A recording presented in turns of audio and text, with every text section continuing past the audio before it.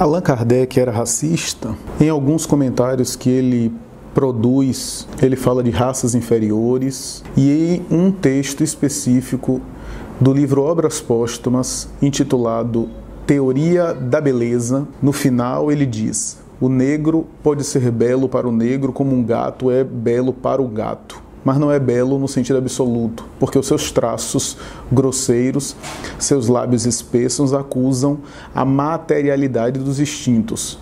Podem bem exprimir as paixões violentas, mas não saberiam se prestar às nuances delicadas dos sentimentos e às modulações de um espírito fino. Esse trecho isolado do livro Obras Póstumas de Allan Kardec já deu muito pano para manga. Às vezes, alguns espíritas desavisados advogaram uma tese do racismo de Allan Kardec, mas, primeiro, Obras Póstumas não é uma obra que faz parte da codificação, não faz parte dos 5 livros codificados por Kardec, que passou pela avaliação dos espíritos, os espíritos revisaram a obra, ele próprio revisou. Obras Póstumas é uma coletânea de textos produzidos por Kardec e que ele deixou engavetado, porque Kardec só publicava um texto depois de ele revisar muito, depois de ele realmente solucionar tudo, depois de ele ter o cuidado realmente de fechar o texto e de não ter nenhum tipo de dúvida e de brecha. Se ele deixou engavetado e não tinha sido divulgado esses textos, é porque ele ainda estava revisando. Não podemos negar que Obras Póstumas é uma obra de um valor incomparável. Tem textos muito profundos, né? Mas não tem o mesmo peso da codificação, por exemplo, que passou pela apreciação dos espíritos. Kardec, no texto Teoria da Beleza, ele não apenas está levantando uma hipótese que, de alguma forma, fazia associação com as teorias que, na época, ele estudava, fisiognomia, antropologia criminal, antropologia criminalista de César Lombroso, e a fisiognomia de Lavater e outros, que tentavam, de alguma forma, associar expressões faciais com temperamentos morais.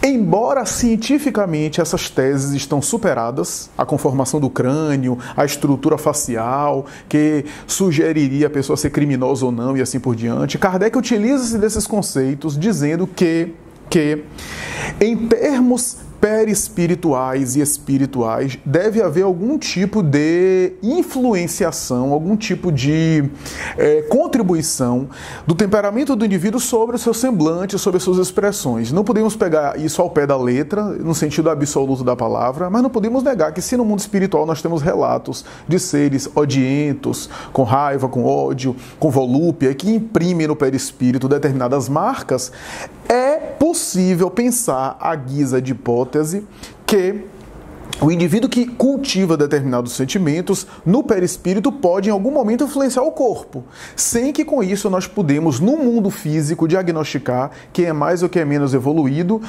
por si mesmo, exclusivamente através desse conceito. Então Kardec desenvolve esse conceito da teoria da beleza, dizendo que a beleza, embora tenha caracteres particulares e subjetivos, que tem a ver com cultura, que tem a ver com contexto, momento histórico, não podemos negar que deve haver um padrão no espírito que é absoluto. Até porque se algo é relativo a algo absoluto. Então se a beleza é relativa no contexto aí geral humano, é porque é relativa a algo que é absoluto. Não podemos negar que, por exemplo, ao longo da evolução, os caracteres e comportamentos grosseiros do espírito vão se tornando cada vez mais sutis, mais elegantes, mais nobres, e naturalmente que a noção da beleza vai se desenvolvendo também. Se a gente pegar, por exemplo, aquelas índias das tribos indígenas do passado, que tinham um prato dentro da mandíbula, ou aquelas argolas que faziam com que as orelhas descessem quase que até o ombro, às vezes mais do que o ombro, é óbvio que aquela é uma noção, é um conceito de estética para eles. Para nós, por exemplo, aquilo dali não tem de estética agradável, não tem necessariamente de beleza. Então, é óbvio que o espírito evoluindo, ele também muda o padrão, da mesma forma que muda o conceito de harmonia, de melodia, de arte, né? Emmanuel tem uma mensagem em Seara dos Médiuns que ele vai dizer que o homem primitivo, acostumado aos batuques primitivos e ensurdecedores, será indiferente a uma melodia suave de Beethoven, de Mozart ou de Bach. Porque aquilo, naturalmente, não soa a ele agradável, elevado e assim por diante, porque o espírito vai evoluindo em todos os setores. tanto quanto na sensibilidade, na harmonia e no conceito de beleza. Então o conceito de beleza também evolui. Kardec toma esse ponto. Ele cita algumas obras, inclusive cita um texto, e que culmina nesse comentário.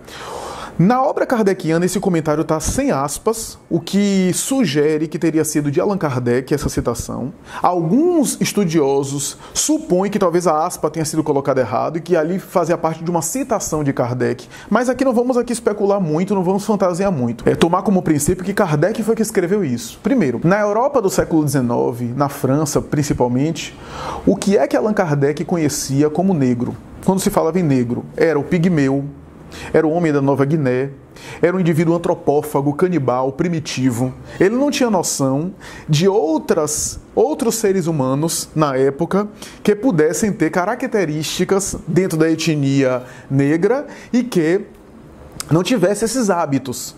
Então, ele vai sugerir que aquelas características físicas de grosseria era de alguma forma uma materialização como hipótese dos instintos e da grosseria que o espírito traz. Por isso ele usa a expressão negro, porque negro para o europeu do século XIX eram apenas esses indivíduos. Não se conhecia, por exemplo, não se tinha, por exemplo, a ideia de um negro como Mahatma Gandhi, como Martin Luther King Jr., como Nelson Mandela. É óbvio. Então, Kardec faz esse comentário específico falando de traços morais que, de alguma forma, também tipificam ou denunciam nos traços físicos, à guisa de hipótese. E por isso ele usa essa expressão. Se a gente vivesse, por exemplo, numa cultura onde todos os indígenas que a gente conhecesse fossem primitivos e selvagens, a gente iria falar, generalizando, que o índio é um espírito primitivo. Não porque é índio, mas porque os seus hábitos, o seu comportamento é selvagem, é primitivo, é moralmente grosseiro, atrasado. Aí daqui a 1000 anos, daqui a alguns séculos, alguém vai escrever e vai dizer, ele 1000 anos atrás, alguns séculos atrás, havia comentado que o índio é um espírito primitivo, mas nós conhecemos hoje índios que não têm esse comportamento.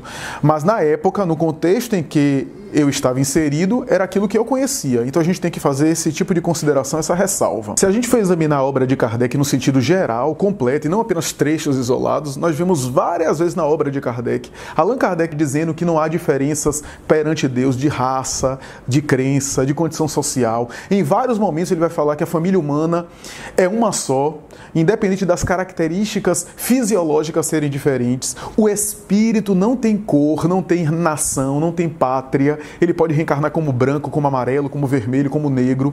Em vários momentos ele vai falar isso. E quando ele fala de raças inferiores na obra da codificação, muitas vezes ele fala de raças inferiores, não porque a raça é inferior, mas o espírito que, mergulhado naquele grupo racial, é inferior, que se manifesta em alguns padrões grupais, em alguns grupos raciais, em algumas estruturas, demonstrando a sua inferioridade. Não é porque a raça em si mesma é que dá inferioridade ao espírito. O espírito inferior, mergulhando naquela linha genealógica, naquela etnia, naquele grupamento racial, demonstra a sua inferioridade em função da moralidade, até porque são os mesmos espíritos que reencarnam numa raça e depois reencarnam em outra raça. Então, me parece exagerado, para não dizer às vezes, quando não é ignorância da obra de Kardec, má fé, utilizar um texto isolado que deu motivo para muita polêmica para defender a ideia de que Kardec era racista,